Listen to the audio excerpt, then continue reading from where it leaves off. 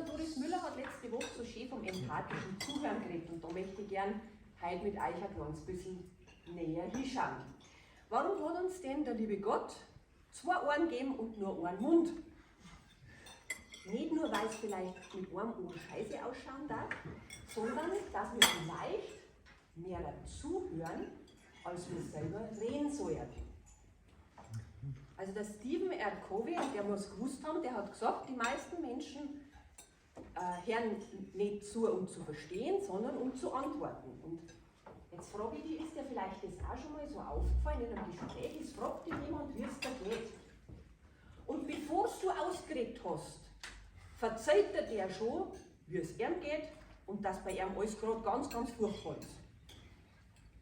Dann hat sich der doch jetzt nicht wirklich dafür interessiert, wie es dir geht, sondern er wollte eigentlich nur sein Schmarrn loswerden, richtig? Oder aber auch beim Streit kann man sowas wunderbar beobachten.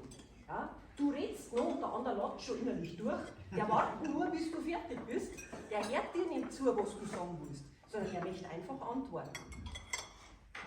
Das können wir nicht ändern und das müssen wir auch nicht ändern.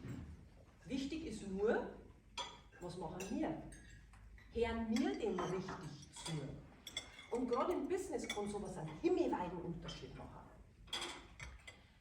Wenn du deinen Kunden zum Erzählen bringst, dann erfährst du erstens was über den Menschen und zweitens erkennst du, was ihn wirklich bewegt. Und dadurch erkennst du natürlich auch, wie kannst du deine Dienstleistung so erklären, dass der gern mit dir zusammenarbeiten möchte. Jetzt frage ich dich, was ist cleverer von der Herangehensweise? Erstens, alle, wenn wir da sind wir natürlich begeistert von uns und unserer Dienstleistung. Und deswegen sind wir vielleicht ab und zu mal geneigt, unserem Kunden einfach einmal alles so zum Verzeihen, was wir gut finden. In der Hoffnung, dass irgendwas dabei ist, was der auch gut findet. Also wir versuchen zu überreden.